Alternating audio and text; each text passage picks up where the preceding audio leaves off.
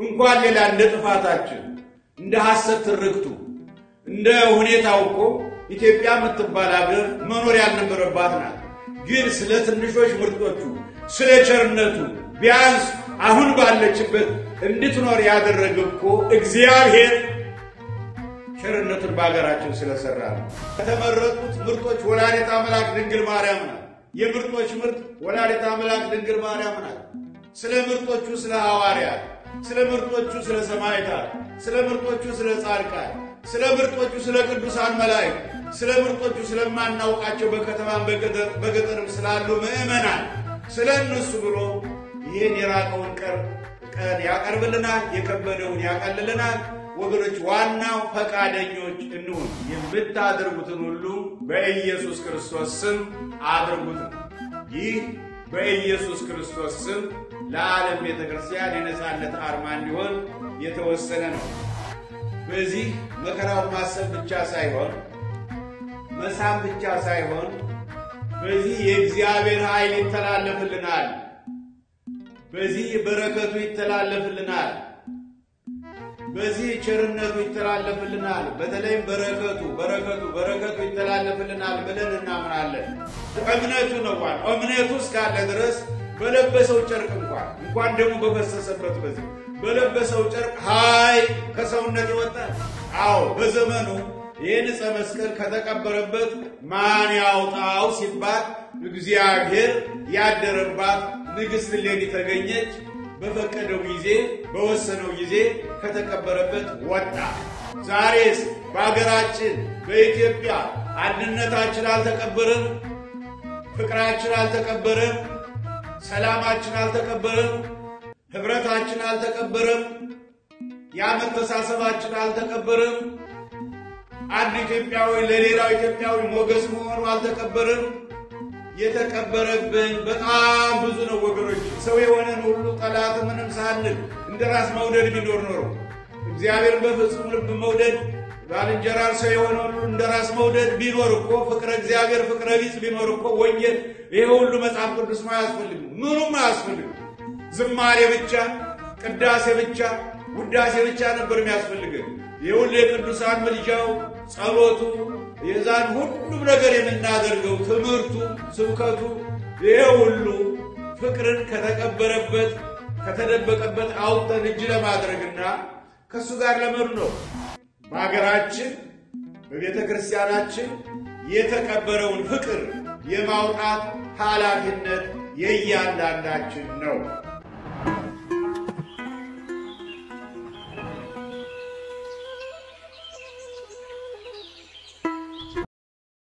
በስመ አብ ወወልድ ወመንፈስ ቅዱስ አሐዱ አምላክ አሜን።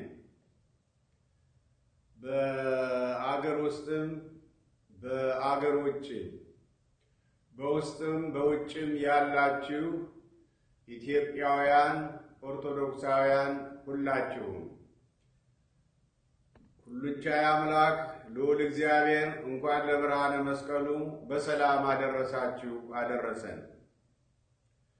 እግዚአብሔር መንፈስ ቅዱስ 2017ን አሳልፎ ለ2018 የመስቀል ደመራ በዓል መታሰቢያ ስላደረሰን ስሙ ለዘላለም የተመሰገነ ይሁን። አሁንም እግዚአብሔር መንፈስ ቅዱስ በመካከላችን ሆኖ በዓለም ሁሉ ምሉ ስለሆነ በያለንበት ሆኖ እሱ ራሱ እንዲያስተምረን ቃሉን ምስጢሩን እንዲገልጥልን ቅዱስ ፈቃዱ ይሁንልን። ዛሬ የምንማርበት የትምህርት ርዕስ የተቀበረውን ማን ያውጣው በሚል የተቀበረውን ማን ያውጣው። እንግዲህ ወደ ርዕሳችን ከመግባታችን በፊት ራሱ መስቀል ማለት ምን ማለት ነው ይሄን እናያለን። መጀመሪያ መስቀል ማለት አንደኛ መከራ ማለት ነው። ሁለተኛው ደግሞ ጌታ የተሰቀለበት ዕፀ መስቀል የዚህ አይነት ማለት ነው። ይሄ ራሱ እንግዲህ መስቀል ይባላል። መከራ የተባለው መስቀል የተባለው መከራ ደግሞ መስቀል የተባለው መከራ በሁለት ይከፈላል። አንደኛ መድኃኔ ዓለም ኢየሱስ ክርስቶስ ዓለምን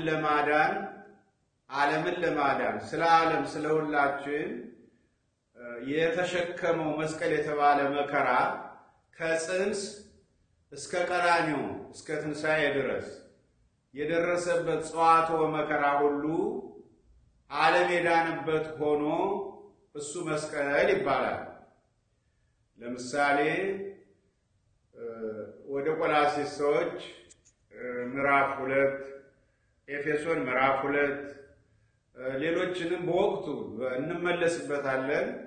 አንደኛ ቆሮንቶስ ምዕራፍ 1 ቁጥር 18 ይሄን ሁሉ የሚያጠቀሱን ራሱን በቻለ እንመለስበታለን። መከራ የተባለው መስቀል በሁለት ይከፈላል ተባብለናል።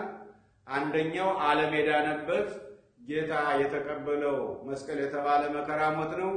ሁለተኛው ደግሞ የዳነው ዓለም የዳኑ ቅዱሳን ልጆቹ ክርስቲያኖች ከሱ ፍቅር የተነሳ የሚቀበሉት የሚደርስባቸው እስከ ሞት ድረስ የሚደርስባቸው ፈተና ራሱ መስቀል ይባላል። እሱ በማቴዎስ ወንጌል ምዕራፍ 10 በማርቆስ ወንጌል ምዕራፍ 8 በሉቃስ ወንጌል ምዕራፍ 9 በዮሐንስ ወንጌል ምዕራፍ 19 ቁጥር 25 ላይ ስናይ እናገኛለን። ሌላው እንግዲህ በዛሬው ዕለት በተለይ የምንፈልገው ዛሬ የምንነጋገርበት መስቀል የተባለው ይሄ ዕፀ መስቀሉ ነው። ጌታ የተሰቀለበት ዕፁ መስቀል ለመባሉ ማቴዎስ 27:32 ማርቆስ 15:21 ሉቃስ 23:26 የዮሐንስ ወንጌል ምዕራፍ 19 ቁጥር 25ን ስናይ ጌታ የተሰቀለበት የዕፁም የተመሰቀለው ዕፁ መስቀል እንደሚባል ይነግረናል። እና ይህ ዕፅ በብሉይ ኪዳን የመርገም ምልክት ነው የነበረው። በአዲስ ኪዳን ግን የክርስቶስ ደም ከፈሰሰበት ዓለምን ለማዳን ክርስቶስ ከተሰቀለበት ጊዜ ጀምሮ የበረከት ምልክት፣ የነጻነት ምልክት፣ የፍቅር ምልክት፣ የድል ምልክት፣ የኃይል ምልክት፣ የሰላም ምልክት ሆኗል። ነገር ግን ይሄ መስቀል የተባለው ጌታ የተሰቀለበት በደሙ የከበረው ተቀብሮ እንደነበረ እናውቃለን። በታሪክ በቤተ ክርስቲያን ታሪክ አይሁድ ቀብረውት ይኖሩ ነበር። ያን ጌታ የተሰቀለበትን በተለይም በዮሐንስ ወንጌል ምዕራፍ 3 ቁጥር 14 ጀምሮ ምን ይላል? ሙሴም በምድረ በዳ እባብን እንደሰቀለ እንዲሁ በእርሱ የሚያምን ሁሉ የዘላለም ሕይወት እንዲኖረው እንጂ እንዳይጠፋ የሰው ልጅ ይሰቀል ዘንድ ይገባዋል ይላል። አሁን ሙሴ በምድረ በዳ በዘኍልቍ 21 ቁጥር 8 እና 9 ላይ ስናይ እባብ የነደፋቸው እስራኤል በተለይ በመርዙ የተበከሉቱ በሙሴ ጸሎት መጀመሪያ በመቅሰፍት ነው በእግዚአብሔር ቁጣ ነበር ለዚያ የተዳረጉት። በሙሴ ምልጃ በሙሴ ጸሎት እግዚአብሔር እንዲድኑ ያዘዘው ነገር አለ። እሱም በዓላማ ላይ ከነሐስ እባብን ቀርጸህ ስቀል ብሎታል። በዓላማ ላይ ዓላማ ማለት ይሄ ሰንደቅ ዓላማ የሚሰቀልበት እንጨቱ ማለት ነው። በዚያ ላይ ስቀለው ብሎት እባብ ሳይሆን እባብን የመሰለ ከነሐስ የተቀረጸ ቀርጾ በዓላማ ላይ ሰቀለው። ያን ያዩ ሁሉ ዳኑ። አሁን እባብ ሳይሆን እባብ መስሎ የተሰቀለው ወንጀለኛ ሳይሆን ወንጀለኛ ተብሎ በወንጀለኞች መካከል የተሰቀለው የኢየሱስ ክርስቶስ ምሳሌ ነው የነበረው። ያ ከፍ አድርጎ ደግሞ የተበረዙ እስራኤልን ያሳየ የነበረው ያ ዓላማው ነበር። የዚያ ምሳሌ ደግሞ ይሄ ዕፀ መስቀሉ ነው እና ክፉ መንፈስ መቼም አያደርገው የለም። የዓለም ክርስቲያኖች የነጻነት ምልክት የሆነውን ይህን መስቀል በብሉይ ኪዳን ክፉ መንፈስ ባደረባቸው ሰዎች በቅናት ተቀብሮ ይኖር ነበር እና ያን ተቀብሮ የነበረውን እንግዲህ የተቀበረውን ማን ያውጣው የሚል ነበር። ዋናው ማን ያውጣው? እግዚአብሔር ስራውን የሚሰራበት ጊዜ አለው። ጊዜው ሲደርስ የታደለች የተባረከች ንግሥት እሌኒ የተባለች ክርስቲያን በእግዚአብሔር መንፈስ ተመርታ ባጭሩ ከሮም ኢየሩሳሌም እስራኤል ድረስ ሄዳ በራእይም በምልክትም አግኝታ አስቆፍራ አስወጥተዋለች። ያንንም እናስበው። ያ እሱ ያስወጣችው በአራተኛው መቶ ክፍለ ዘመን ተቀብሮ ይኖር የነበረውን ከተቀበረበት ማን ያውጣው ይባል የነበረውን እግዚአብሔር ቸር ነው፣ በወደደው አድሮ ስራ ይሰራል፣ በእሌኒ አድሮ በፈቀደው ጊዜው ሲደርስ ከተቀበረበት አወጣው። ያ በቀኖና ቤተክርስቲያን በዓለም የቀኖና ቤተክርስቲያን መሰረት የዓለም ክርስቲያኖች የነጻነት ምልክት እንዲሆን ለምሳሌ አገሮች የነጻነት ምልክታቸውን ባንዲራ ያውለበልባሉ። እኛ ደግሞ ከዲያብሎስ ባርነት በክርስቶስ ደም ነጻ የወጣንን ለማለት ነጻ ሕዝብ ነን ለማለት በዲያብሎስ ባርነት የተያዝን አይደለንም፣ በውርስ ኃጢአት በመርገም ስር አይደለንም ለማለት የነጻነት ምልክታችን በዓለም ላለች ቤተክርስቲያን ይሄ ሆኖ ይገኛል እና እግዚአብሔር የተመሰገነ ይሁን። ዛሬ የዓለም የነጻነታችን ምልክት ይሄ ነው። ይሄን ዛሬ ስናየው ቅድም እንዳልኩት የሰላም ምልክት ነው። የአንድነት፣ የነጻነት፣ የፍቅር፣ የድል፣ የኃይል ምልክት ነው። ምክንያቱም በዚህ ላይ የፈሰሰው ደም መስቀል የተባለው በዚህ ላይ የፈሰሰው ደም መስቀል የተባለው በዚህ ላይ የተቆረሰው ሥጋ መስቀል የተባለው በዚህ ላይ የሆነው የክርስቶስ ሞት ነው እኛን ከዲያብሎስ ባርነት ከዘላለም ሞት ነፃ ያወጣል። ይሄ የነጻነታችን ምልክት ነው። የነጻነታችን ምልክት ሆኖም ከፍቅራችን የተነሳ እንስመዋለን። በቃልም ይሁን በስራ አለ ጌታ፣ በቃልም ይሁን በስራ የምታደርጉትን ሁሉ በኢየሱስ ክርስቶስ ስም አድርጉት ነው። ይህ በኢየሱስ ክርስቶስ ስም ለዓለም ቤተክርስቲያን የነጻነት አርማ እንዲሆን የተወሰነ ነው። ከአራተኛው መቶ ክፍለ ዘመን እስካሁን ድረስ ይኸው የነጻነታችን ምልክት ሆኖ በየቤተ ክርስቲያኑ ጉልላል። እንዲያውም በአገራችንማ በቀለበትም በልዩ ልዩ ሴቶች ራሳቸው ክርስቲያኖች ሴቶች ሳይቀሩ በቀሚሳቸው በጥልፋቸው በመሳሰለው ሁሉ ምልክት ሆኖ ይገኛል እስካሁን ድረስ እና ለማንኛውም እኛ ይሄን ከተቀበረበት የወጣውን እግዚአብሔር በወዳጁ አድሮ ከተቀበረበት ያወጣውን ያን ዕለት ለማሰብ በየዓመቱ መስከረም 17ን በኢትዮጵያ በአገሮችም በአገር ውስጥም እኛም እናከብራለን። እዚህ አንድ ላይ ሎስ አንጀለሶችና ሳንዲያጎች አንድ ላይ ሆነን በሳንዲያጎ ከተማ እናከብራለን፣ እናስባለን ማለት ነው። ያን ባሰብን ቁጥር ወንጌል ነው የሚነገረው። ደስ የሚለው በኢየሱስ ክርስቶስ ስም የሚከናወኑ ነገሮች ሁሉ በቀኖና የተገኙ ሀብታት ሁልጊዜ መድኃኔዓለም ኢየሱስ ክርስቶስን ነው የሚገልጡት እና እኛ ከፍቅራችን የተነሳ እንስመዋለን ብያለሁ፣ እንሳለመዋለን። ምን ስመው እንሳለመው ምክንያት ይሄን ባየን ቁጥር ያ በዚህ ላይ የፈሰሰው ደም ስለሚታየን፣ በዚህ ላይ የተቆረሰው ሥጋ ስለሚታየን፣ በዚህ ላይ ሆኖ ስለኛ የጌታ መድኃኔዓለም ኢየሱስ ክርስቶስ የጮኻቸው 7 ጩኸቶች እኛ የዳንባቸው ለኃጢአት ስርየት የሆኑ 7ቱም ጩኸቶች ይሄን ባየን ቁጥር እነዚያን እናስባለን፣ መከራውን እናስባለን። መቼም ዛሬ ኃጢአትን ዲያብሎስን ድል ማድረግ የምንችለው መከራውን በማሰብ ነው። ስለዚህ በዚህ መከራውን ማሰብ ብቻ ሳይሆን መሳም ብቻ ሳይሆን በዚህ የእግዚአብሔር ኃይል ይተላለፍልናል፣ በዚህ በረከቱ ይተላለፍልናል፣ በዚህ ቸርነቱ ይተላለፍልናል። በተለይም በረከቱ ይተላለፍልናል ብለን እናምናለን። ይባርኮኝ እንላለን።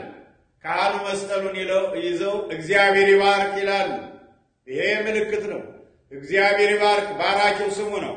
እዚያ ዘኍልቍ 6 ላይ ምን ይላል? ሕዝቤን እግዚአብሔር ይባርክህ ፊቱንም ያብራልህ እያላችሁ ስሜን እየጠራችሁ ባርኩ፣ ያን ጊዜ በባርካቸው እኔ ነኝ ይላል።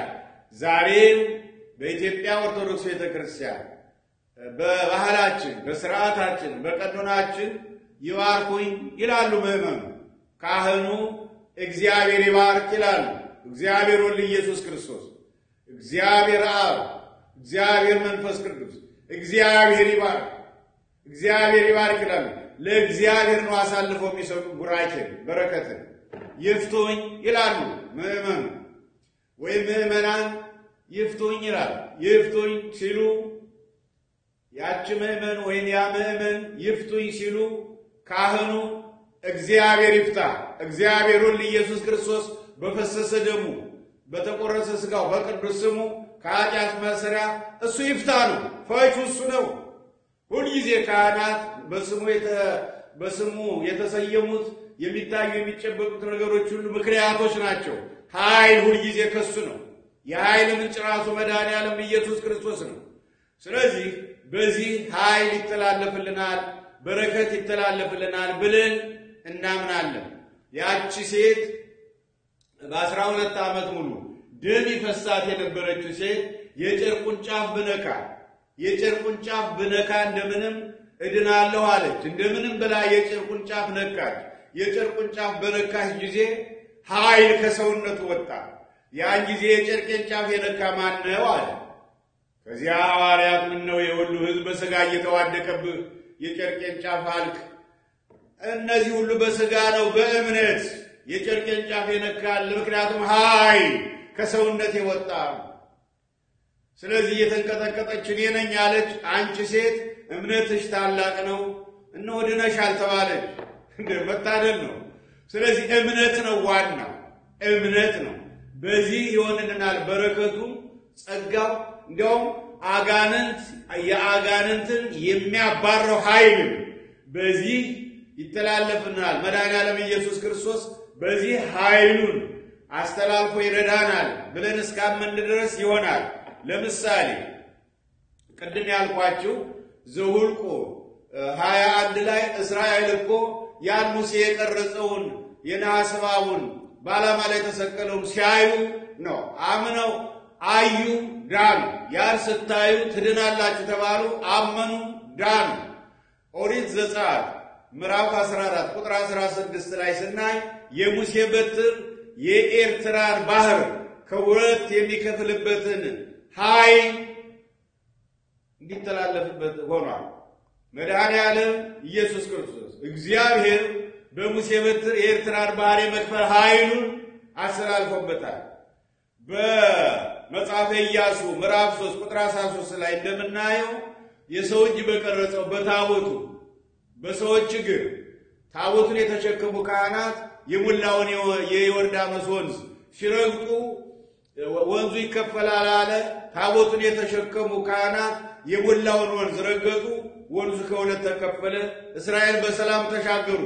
ኤርትራ ባህር ተከፍሎ በሙሴ በሰላም እንደተሻገሩ በሰላም በታቦቱ እንግዲህ የሰው እጅ ነው የቀረጸው። ታቦቱ ጽላት የሰው እጅ ነው የቀረጸው። ስለዚህ የሰው እጅ በቀረጸው በተቀረጸው የዮርዳኖስን ወንዝ የመክፈል ኃይሉን አስተላልፎ በሰላም ተሻገሩ። የማርቆስ ወንጌል ምዕራፍ 6 ቁጥር 13ን ስንመለከት ሐዋርያት ራሳቸው ዘይት እየቀቡ ሕሙማንን ይፈውሱ እንደነበረ፣ ዘይት እየቀቡ አጋንንትን ያባሩ እንደነበረ ይናገራል። ዛሬም ዘይት ሻጩ ብዙ ነው፣ ዘይት የሚቀባው ብዙ ነው። መልካም ነው። ግን የሁሉ እየሆነ ሊነቀፍ አይገባም ለማለት ነው። የሐዋርያት ሥራ ምዕራፍ 19 ቁጥር 11 ላይ ስንመለከት በእውነቱ እንዲያው ይህንስ ብናነበው ጥሩ ነው። እግዚአብሔርም በጳውሎስ እጅ የሚያስገርም ተአምራት ያደርግ ነበር። ስለዚህም ከአካሉ ጨርቅ ነው የሚለው፣ ከአካሉ ጨርቅ ወይም ልብስ ወደ ድዌዎች ይወስዱ ነበር ሰዎች፣ ደዌያቸውም ይለቃቸው ነበር፣ ክፉዎች መናፍስትም ይወጡ ነበር ይላል። በጳውሎስ ጨርቅ ምዕመናን የጳውሎስን ጨርቅ ለበረከት እየተካፈሉ ይዘውት ይሄዱና በሕሙማን ላይ ሲጭኑት ከልዩ ልዩ ደዌያት ይድናሉ። ክፉዎች መናፍስት የያዟቸውም እየጮሁ ይለቁ ነበር የሚለው በጨርቁ አይደለም፣ በጨርቁ የተላለፈው የመድኃኔዓለም የኢየሱስ ክርስቶስ ኃይል ነው። የያዕቆብ መልእክት ምዕራፍ 5 ቁጥር 14ም እንደዚሁ ነው። ዘይት እየቀቡ የቤተ ክርስቲያን አባቶች ዛሬም ቀንዲል በተባለው ምስጢራተ ቤተ ክርስቲያን ባንደኛው ከሰባቱ ምስጢራተ ቤተ ክርስቲያን አንደኛው ምስጢረ ቀንዲል ነው። ያ ስራው በዘይት ነው። በዘይቱ ኃይልን በማስተላለፍ ነው። ምን ጊዜም የሚታዩ የሚጨበጡ በስሙ የተዘጋጁ ነገሮች ሁልጊዜ የሱ ኃይል መተላለፊያዎች ናቸው እና ስለዚህ ይህን መስቀል እንደው የነጻነት አርማ ነው ማለት ብቻ ሳይሆን የድል ምልክት ስለሆነ ብቻ ሳይሆን በረከቱም ጸጋውም በተለይም ደግሞ በዙሪያችን ያሉ አጋንንትን በእውነት የሚበታትልልን የመድኃኔዓለም የኢየሱስ ክርስቶስ የስሙ ኃይልም በዚህ ይተላለፍልናል ብለን እናምናለን እና በእውነት ይሄ ደግሞ ከሌሎች አሁን ካልናቸው ከሚታዩ ከሚጨበጡ አሁን ከጠቀስናቸው መረጃ አድርገን ካቀረብናቸው የሚያንስበት ምክንያት ምን አለ? ይሄ እኮ እንዲያውም ደሙ የፈሰሰበት እኮ ነው። ይሄም ባየን ቁጥር እኮ አሁን አንድ ሹፌር ሲነዳ በዚህ ሀገር ኤች የሚል ምልክት ካየ መንገድ ላይ ሆስፒታል አለ ማለት ነው። በዚህ አካባቢ ኤች የሚል ምልክት ካየ ሆስፒታል አለ ማለት ነው። ሆስፒታል ዶክተሮች አሉ፣ መድኃኒት አለ፣ የበሽታ መድኃኒት አለ፣ የሞት መድኃኒት አለ ማለት ነው እዚያ ውስጥ። ይህን ደግሞ ኤች የሚል እንደሚለው ፊደል ደግሞ ይህን ስናየኛ ሁልጊዜ የምናየው ቀራንዮን ነው፣ የሚፈሰው ደሙን ነው፣ የሚቆረሰውን ስጋውን ነው፣ መከራውን ነው። ያ ነው የዓለም ቤተ ክርስቲያን የኃይል ምንጭ። ያ ነው ዋናው እምነቱ ነው። እምነቱ ነው ዋናው እምነቱ እስካለ ድረስ በለበሰው ጨርቅ እንኳን ደግሞ በፈሰሰበት በዚህ በለበሰው ጨርቅ ኃይል ከሰውነት ይወጣል። ምን ጊዜም የዓለም ቤተ ክርስቲያን ኃይል ቀራንዮ ላይ ቀራንዮ በፈሰሰው ደም ነው። ቀራንዮ በተቆረሰው ስጋ ነው። ወይም ደግሞ በቤተልሔም በተሰየመ በወጣው ኢየሱስ በሚለው ስም ነው። የዓለም የኃይል ምንጭ እሱ ነው። ያን አምነን እስከ ተጠቀምንበት ድረስ እኛ እንጠቀምበታለን። የሆነ ሆኖ ግን አሁን እኛ ሊያሸንፈን የሚችለው የሐዋርያት ሥራ 11 አንብበን ነበር። እግዚአብሔርን በጳውሎስ እጅ የሚያስገርም ተአምራት ያደርግ ነበር። ስለዚህም ከአካሉ ጨርቅ ወይም ልብስ ወደ ድውዮች ይወስዱ ነበር፣ ደዌያቸውን ይለቃቸው ነበር። ክፉዎች መናፍስትም ይወጡ ነበር። አጋንንትንም እያወጡ ይዞሩ ከነበሩት አይሁድ አንዳንዶች ጳውሎስ በሚሰብከው በኢየሱስ እናምላቸዋለን አሏቸው። አጋንንቱ ጳውሎስ በሚሰብከው በኢየሱስ እናምላቸዋለን ልቀቁ ማለት ጀመሩ። እኛ በአምላከ ቅዱስ ጳውሎስ አንተ ክፉ መንፈስ ልቀቅ እንደምንለው ማለት ነው። እናምላቸዋለን እያሉ ክፉዎች መናፍስት ባሉባቸው ላይ የጌታን የኢየሱስን ስም ይጠሩባቸው ዘንድ ሞከሩ። የካህናትም አለቃ ለሆነ አስቀዋ ለሚሉት ለአንድ አይሁዳዊ ይህን ያደረጉ 7 ልጆች ነበሩ። ክፉ መንፈስ ግን መልሶ ኢየሱስንስ አውቀዋለሁ፣ ጳውሎስንም አውቀዋለሁ፣ እናንተስ እነማን ናቸው አላቸው። ክፉ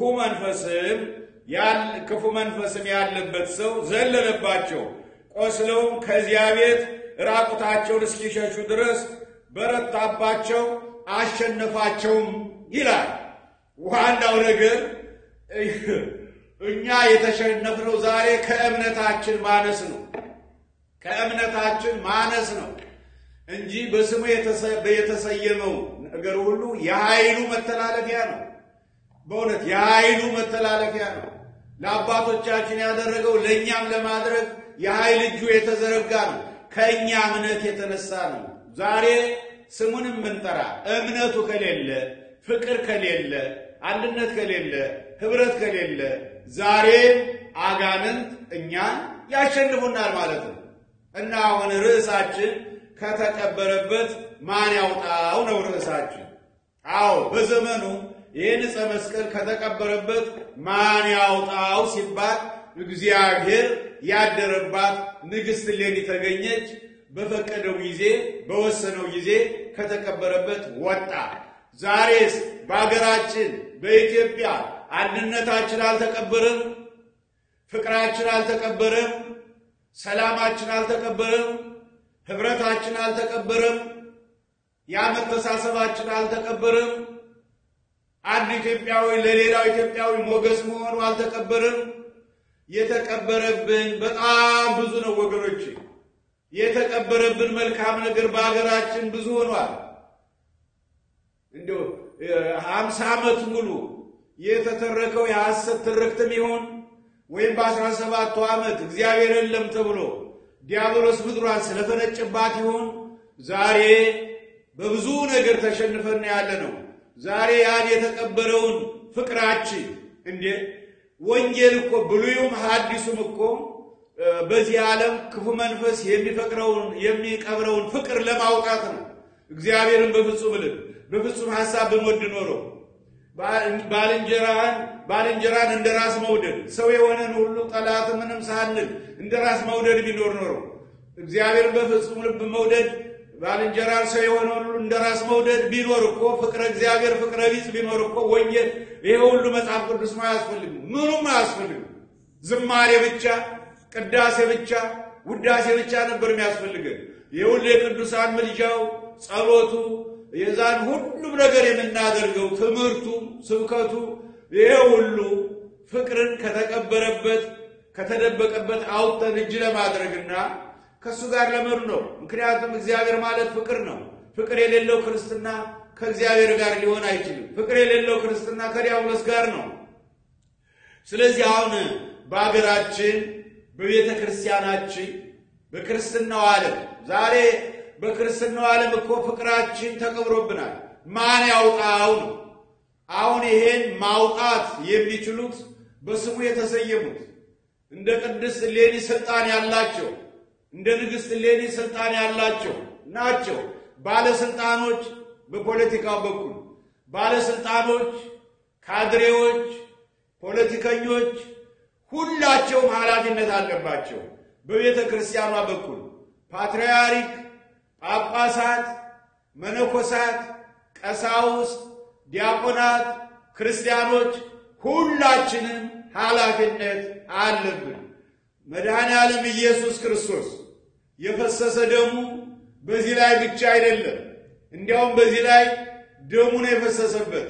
ዛሬ ግን መድኃኔዓለም ኢየሱስ ክርስቶስ ራሳችን እንደሆነ እኛም የአካሉ ክፍሎች እንደሆነ አካሉ እንደሆነ ተበስሮናል። የመንፈስ ቅዱስ ቤተ መቅደስ እንደሆነ ተበስሮናል። ስለዚህ በአገራችን በቤተ ክርስቲያናችን የተቀበረውን ፍቅር የማውጣት ኃላፊነት የእያንዳንዳችን ነው። ስለዚህ እንደው ተቀብሮ የነበረው መስቀል ዕፀ መስቀሉ ወጣ ብለን በየዓመቱ ደመራ ማቃጠል ሳይሆን እኛም ራሳችን ወገኖች እኛም ራሳችን የተቀበረብንን ልናወጣ በቅንነት ሰላም ፈጥረን አንድ ሆነን ብሔራዊ ዕርቅ ፈጥረን ተቻችለን በእውነት ከተቀበረበት አውጣልን ብንለው መድኃኔዓለም ኢየሱስ ክርስቶስ እንደ ጥንቱ እንኳን ጊዜ አይወስድም። የዕፀ መስቀሉ ወደ 326-27 ዓመት ወስዶበታል ከተቀበረበት ለመውጣት። ነገር ግን ዛሬ ጌታ ያን ያህል እንድንቆይም አያደርግም። ለምን?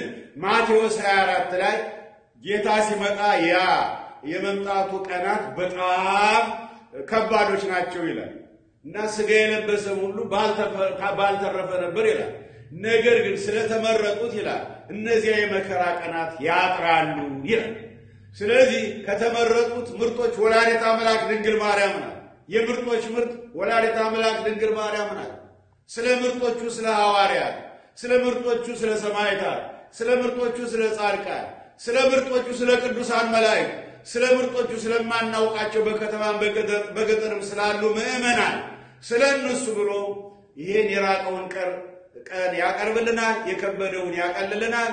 ወገኖች ዋናው ፈቃደኞች እንሁን። በደጅ ቆሜ አንኳኳለሁ፣ የሚከፍትልኝ ባገኝ እገባለሁ፣ አብሬውም እራት እበላለሁ ይላል። እራት የተባለውን ፍቅርን፣ እራት የተባለውን ሰላምን፣ እራት የተባለውን አንድነትን፣ የምንፈልገው መልካም ነገር ከኃጢአት በቀር ሊሰጠን የምሕረት እጁ የተዘረጋ ነው መድኃኔዓለም ኢየሱስ ክርስቶስ።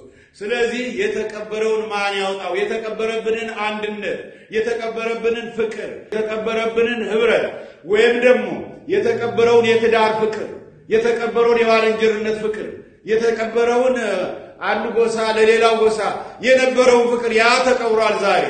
ያን ዛሬ ቆፍሮ የሚያወጣልን አሜሪካ አይደለም፣ ራሻም አይደለም፣ ቻይናም አይደለም፣ ማንም አይደለም። ራሳችን ስንዘጋጅ ከተቀበረበት የሚያወጣልን ሁሉን ቻይ መድኃኔዓለም ኢየሱስ ክርስቶስ ነው። ስለዚህ በዚህ ኃይሉ ይተላለፍልናል ብለን እንዳመን ሁሉ በእኛም ኃይሉ ይተላለፍልናል ብለን ሥጋው ደሙን የምንቀበል በስሙ የምንጠራ ክርስቲያኖች ይሆን በእኛም ይሠራል ብለን ቆርጠን ከተነሳን በፍቅር የማይሆንበት አገራችን ከተቀበረችበት የማያወጣበት ከድህነቷን የማያላቅቅበት ከሌሎች አገሮች እኩል የማያደርግበት ምክንያት የለም። እንኳን ሌላ እንደ ጥፋታችን እንደ ሐሰት ትርክቱ እንደ ሁኔታው እኮ ኢትዮጵያ የምትባል አገር መኖር ያልነበረባት ናት። ግን ስለ ትንሾች ምርጦቹ ስለ ቸርነቱ ቢያንስ አሁን ባለችበት እንድትኖር ያደረገው እኮ እግዚአብሔር ቸርነቱን በአገራችን ስለሰራ ነው። ልናደንቀው ይገባል። እስካሁን ድረስ ይህችን ሀገር በቸርነቱ እንደዚህ ባለችበት እንኳን እንድትቆይ ያደረገልን ቤተ ክርስቲያኗን ባለችበት እንኳን ክርስትናውን ባለበት እንኳን እንዲቆይ ያደረገልን ሌላውን የምንፈልገውን የጎደለብንን ነገር ደግሞ ሊሞላልን ሊሰጠን እናንተ ደካሞች ሸክም የከበደባችሁ ሁሉ ወደ እኔ ኑ እኔም አሳርፋችኋለሁ።